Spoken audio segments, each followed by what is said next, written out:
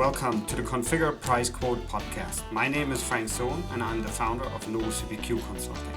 This podcast is 100% focused on Configure Price Quote, also known as CPQ, and will provide you useful insights into this topic.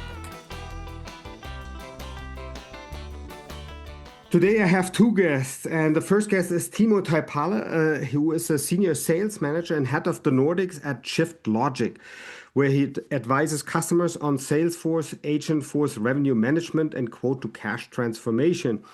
Before joining ShiftLogic, he spent more than 8 years leading Salesforce initiatives at F-Secure, Supermetrics, and most recently Visma Aquila, including a migration from Salesforce CPQ to Revenue Cloud. He is based in Helsinki, Finland. Welcome to the CPQ podcast, Timo. Thank you, Frank. Very happy to have you. And the second guest is Jamie Trigg, who is a sales director at ShiftLogic, where he leads the company's sales organization and works with customers on Revenue Cloud and complex revenue management challenges. Before joining ShiftLogic in September of 23, he spent nearly a decade as a senior account executive in Salesforce quote-to-cash organization, building on earlier experience at DocuSign and Big Machines. He is based in the Greater London area in England. Welcome to the CPQ podcast, Jamie. Thank you, Frank. Very excited to have you both Salesforce veterans, obviously, right? So, which is excellent. But let's start by giving us a little bit more information about your background and how you ended up in the Salesforce world. And let's start with Jamie here. Yeah, no, you've already got me. I started almost 20 years ago at Big Machines. And actually, when we started, it was actually called CPP at the time, and it only changed after a few months. But I started in this space because I've worked in fast-paced software sales, like telesales, and the quoting was so complicated. It was keyboard shortcuts, F keys. It was so hard that the senior sales people from the London office, they would actually go out and buy us lunch or buy us drinks if we created a quote for them. So by the time I saw Big Machines, I immediately understood the problem, and that was my first part in CPQ, was starting the UK business from my bedroom, building it up over the years. And then I moved to Steelbrick. After some years, Joachim Klein called me and said, "We're doing it again." And day one, Max Rubman handed me a laptop and said, "Build me a demo." I said, "Max, I'm here for the sales role." But I built a demo that morning, which I've never done before. Couldn't believe how easy it was. And over the next couple of years, built up the EMEA business. And like you say, then spent a long time in Revenue Cloud at Salesforce. And what brings me here was that at the very end, I started to revisit a lot of customers, and I realized that the gap, it wasn't just the technology, it was the implementation too. And I saw too many projects have become like shopping list exercises. And I also saw that a lot of the brightest CPQ minds that I knew across Europe had already joined ShiftLogic. So yeah, it brings me here, the right natural move. Excellent. Very excited to have you with a ton of experience. Now, how about you, Timo? What did you do before you joined ShiftLogic? I was always working on the customer side. So there's a traditional saying in the Salesforce ecosystem, accidental admin. I was that at F-Secure. After 2 weeks, my boss said to me that we're probably starting CPQ implementation, and he wants me to head that. Bearing in mind, I was 2 weeks in a Salesforce ecosystem. I had to go and Google what CPQ stands for because I didn't understand. I was just saying to him that, okay, sounds cool. Got into the solution. We did an implementation at F-Secure. I loved Steelbrick CPQ. I went on to a different company implementing another CPQ solution. And then lastly at Visma, we started to think that, hey, we had a greenfield implementation, and we were thinking whether to go with the Steelbrick CPQ or with this new fancy tool called Revenue Cloud, or RLM back then. And we decided that we don't want to implement Steelbrick CPQ, but we want to implement Revenue Cloud, and met with ShiftLogic. They were our partner, and then I got so into the solution that I wanted to continue after the implementation and build my career on top of that, and that's how I ended up eventually at ShiftLogic. Excellent. I'm, as I said, very excited to have you both. Lots of experience, different experience. That's very good. Before we talk more about that, tell me a little bit about what you like to do when you don't work. And let's start with Jamie here. Yeah, for me, mostly when I'm not working and when I'm not thinking about CPQ related stuff outside of work, it's spending time with my kids. Three boys I've got. A lot of sport, but I was never good at traditional sport, Frank, like football, horrible. So I play a lot of non-traditional sports. So I've got a an axe and knife throwing range in the garden. So things like that. But yeah, generally it's spending time with the kids. Excellent. So, but now one thing I have to ask. So today England is playing against in the World Cup, right? Against Argentina, or tomorrow is that All right. actually, right? So, Yeah. but you're watching that game, I guess. Okay, you got me, Frank. I'm actually so tomorrow I'm going on holiday with my kids, and our flight lands at the same moment that the game starts. So I haven't figured out a plan for it yet, but I really want to watch it. I cross my fingers that works out. Would be fun. Timo, how about you? What do you like to do when you don't work? I'm actually a basketball referee. My niece told me that I shouldn't play anymore, so I'm a basketball referee. I referee lower leagues and youth national championship games here in Finland, and I have two daughters who play basketball as well. The other one actually played during the spring in the US as well. So if I'm not working with the CPQ or Revenue Cloud related matters, then you probably find me at the local basketball court. Wow, that's very cool. So on this one, I have to ask, since there are so many European players now in the NBA, right, or on American colleges, is that also one of the objectives of your kids to play at an American college? Is that For my younger one, definitely, who went to States already. But I say that I'm a happy father if they grow up and they still play with the same friends that they are now currently playing. Professional sports, like really small margin of the athletes make it to so that it can be a profession. If it's a way of life, I think we achieved something as a parents. Thank you both for sharing that. And now let's talk a little bit about Salesforce. So Salesforce CPQ has reached the end of sale, not the end of life, but the end of sale. What does it actually mean for existing customers and how urgent is it really? And let's start again with Jamie here. Yeah, so firstly, Frank, it's end of sale. It's not end of life, Yep. of course. And the end of sale doesn't mean at all that customers need to start panicking. If your current CPQ if it's working, if it's stable, if it's supporting your business well enough, and it's meeting all your requirements, there is no immediate need to change. I think at a high level, what we're seeing is that the urgency really isn't coming from Salesforce. It's coming from the customers themselves. And so customers, we're chatting to every day, customers are asking for more. And that is what's driving the move to ARM. Perfect. And Timo, you have been on the customer side until a year ago or so, right? So, or even shorter. What was your motivation as from a customer point of view? So basically, our reason was that we had a legacy Salesforce org, and we were migrating to a greenfield org. And the basic thinking was, if we now implement Steelbrick CPQ, then we need to migrate eventually to Revenue Cloud. So we didn't want to do two implementations, and we decided to go with the new fancy solution, Revenue Cloud, at that time 2 years ago.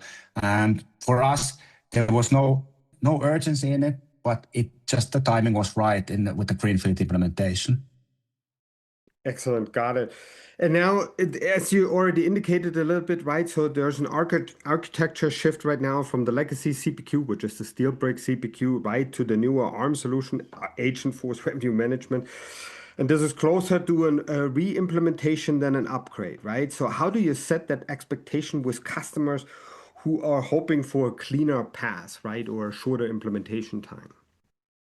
So firstly, I think this is a new implementation. And it's an expectation that we will set from the very first conversation with a customer. And it requires, like you say, a big mindset shift. And part of that is recognizing that this or ARM is not a point solution. It is a revenue transformation. And if you approach it like it's just a replacement of CPQ, honestly, you're going to miss out on so much of the value. So we encourage customers from the very start to bring in the wider business into the conversation very early on. Don't wait until the project's underway to involve finance and legal and order management, billing, etc. And we think that the business really needs to lead the thinking around this. So it all starts in the pre-sales process. We run workshops for customers and we bring together that cross-functional team. We map out where they're at now, what's the current state, identify all the disturbances, agree what are the priorities to solve those disturbances, but it also helps us in the process to learn what does that future state need to look like as we're aligning the solution to their business drivers. And that's so important. It's not just making it technically good, it's making it a solution that's going to solve the challenges that they've got now and in the future. Got it. And Timo, you have experienced that also from a customer perspective, right? So tell us a little bit more about that. How was that when you implemented the newer Salesforce solution? Bearing in mind that it was 2 years ago and the solution has come a long way, as well as the documentation and enablement side, but it was a struggle in the beginning because 2 years ago there was less documentation, there were no trailheads available, right? We also had a previous partner who was a CPQ certified partner, but they had no experience with Revenue Cloud, and we naively went in and thought that we will together learn. And then after 1 month, we didn't get anywhere. I met with Salesforce, a guy called Jyri Nevalampi in Finland, and he said that it is still such a new product that you should talk with the experts who know the solution, and that's how we got started. So the ecosystem has come a long way.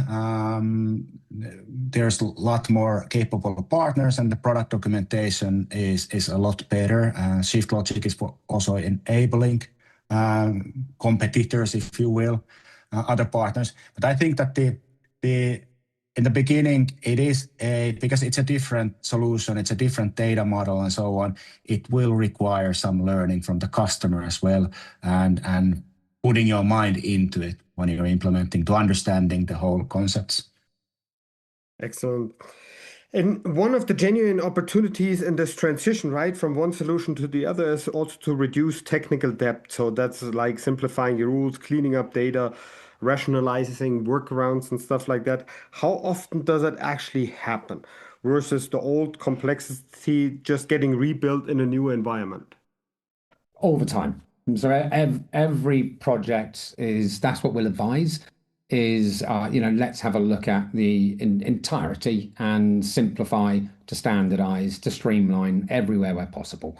But we've seen a mixture of greenfield and brownfield projects, and it's something that the ShiftLogic team can advise the customer on, is what's best for you. But if your goal is simply to migrate, what you've got today, then you'll almost certainly recreate the same complexity in the new platform because it's new technology, but that's not going to automatically solve your old design decisions. And so we spend a lot of time, like I said, understand the current state before we design that future state. And we invest heavily up front to make sure that with the customer, we can reach what we like to call a vision lock.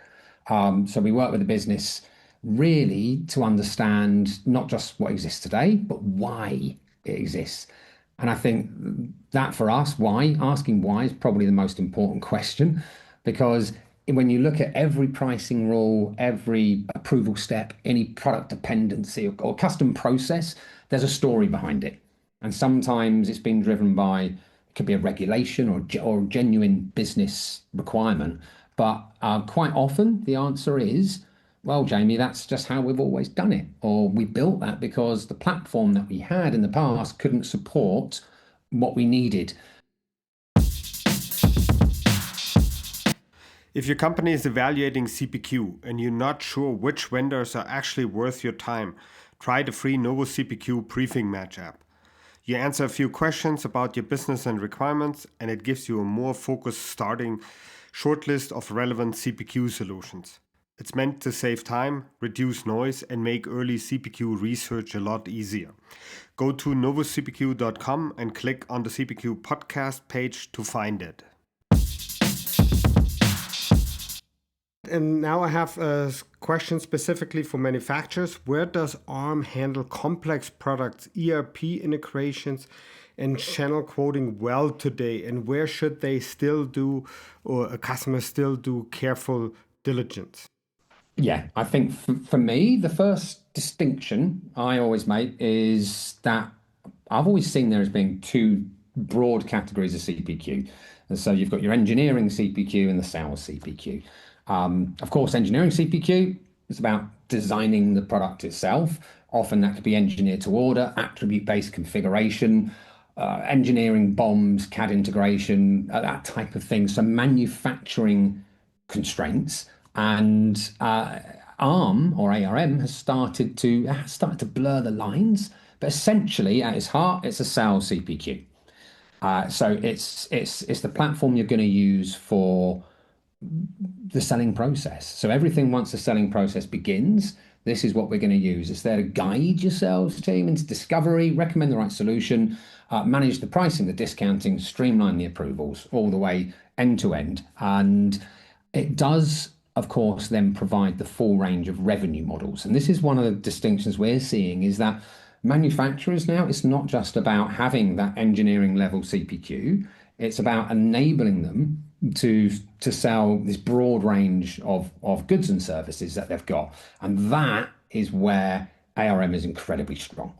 So if you are selling, let's just say, if you're selling industrial pumps, I'm going back to my Big Machines days, or you're selling, large complex valves, or I came across one scenario where a customer was selling, their product was the lights that you get on a helipad. And they had to make sure that those lights are equally spaced and have the right illumination and so on. For those things, you need an engineering CPQ. But for any modern manufacturer, you're also then bundling in support, services, software, everything, that entire downstream revenue life cycle. And all of those are coming in these mixed sort of bundles. So ARM is taking care of that and managing it all the way through to fulfillment and obligations and so on. So what we are seeing, of course, is because it is composable and it's extensible and it's been designed API throughout, is that if there's a real need to change an existing engineering CPQ or to connect it to your existing one, then you can do that. So engineering CPQ can do its part, and then ARM can do all the rest. Where do you see the biggest questions from your customer base right now? Why do they come to you? What questions do they ask you about this transition? I think firstly, it's, of course, we've got one side which is about the technology, but it's mainly around their process. It's helping them to understand whether the new technology is capable of managing the process that they have today and the process they've got envisioned for the future without getting into heavy customization and without going into long protruded projects. So now let's look at something more substantial, right? So especially all the AI capabilities, the agents. So when you look at the customers right now, how many of the customers who have already made the transition or that you're working with on a transition are really looking to extensively use agents, AI capabilities in their new solution? And if they do that, how successful do they use it? So, yeah, from my point of view, it's most customers are they're either looking at this and planning it, and or they're already starting to use some of the initial sort of standard agents that come out of the box. So it's a very big part in the overall decision. And so there's some customers we're chatting to where it is all about AI. And there's a few that's the most important thing. How can I make this completely automated for my sales team?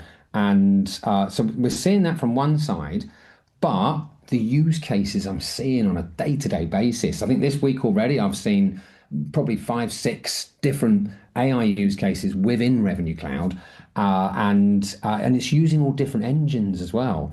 And so I jump from one demo to another, or see a customer and see what they've built. And sometimes they're using Claude, sometimes they're using Agentforce, or many other agents. And it's finally, I think it started off quite slow. It started off quite slow. It was announced very early. ARM was designed to be Agentforce throughout, and it kind of made it the envy of all the other clouds in that respect, that it was a new cloud. So why not design it to be AI first throughout? And but then we saw quite a slow evolution of these agents coming through. But now, I think in the last few months, it's just exploded, and and it's a reality, and people are using these, and we've got. Yeah, I'd love to show you sometime, Frank. We've got some great demos with AI and together with ARM. Excellent. So customers already use it in production, and are you also monitoring what results they are getting? Because that's something I see very often when I talk to customers. They use it, but they are not keeping necessarily track of metrics or KPIs. Was just wondering, has that changed with the agents that they are looking at this closer? They certainly are. So yes, that has changed. I know that we have at Shift Logic, we have an Agentforce practice, and this is their main focus, of course. And that's exactly what they're doing, is monitoring what is the success of the agent, what is the performance of it, and how much is it being used, and where does it need to be improved over time, or what do we need to enhance next. So yeah, we've got that. I just don't have it to hand. Great. Now let me go back to something I probably should have asked at the beginning of the show, but I want to still ask. So how many employees does Shift Logic have at this time, and where are they located? Yeah, we've been growing quite a lot during the past years. We are now a bit over 70 people. Shift Logic is headquartered in London, but I'm sitting, for example, in our Helsinki office in Finland. Then we have an office in Germany, and our center of excellence sits in India, where a lot of our Revenue Cloud experts are working from. And then we have an office in the US as well. Also clarify the industry focus where you have most of your projects, so that that's understood by our listeners. Yes, in terms of industry, it's a real mixed bag, and I think this for me has been one of the absolute eye-opening things with ARM, is that with CPQ in the past, it was always about high tech software. Oh, that fits nicely. Whereas now it's opened the doors to every thinkable vertical. And so it's delightful, some of the conversations we have with customers and the ideas they've got and the backgrounds of them. So of course, we've got lots of customers in high tech, naturally. We've got customers in manufacturing and FinServe and FinTech, and all of those would have fit nicely into the CPQ mold as well. But beyond that, we've then got customers in HLS and things like travel and tourism. We've got customers with very retail-based use cases, and lots of these use cases, I say, we wouldn't have dreamt of trying to solve with the traditional CPQ. But there's so much more you can do with ARM. Got it. And where's the majority of your business? Is that still in EMEA or EMEA North America, worldwide? Tell me more about that. So yeah, we've got quite a number of global customers, but the where we're working with them has all been based from EMEA, and so we've got I believe there are a few customers in the US now. So but the main focus has been across UK and Northern Europe, and actually within the Middle East as well. But we've got quite a range of customers now. So I think we're up to 31 RCA. I'll start again.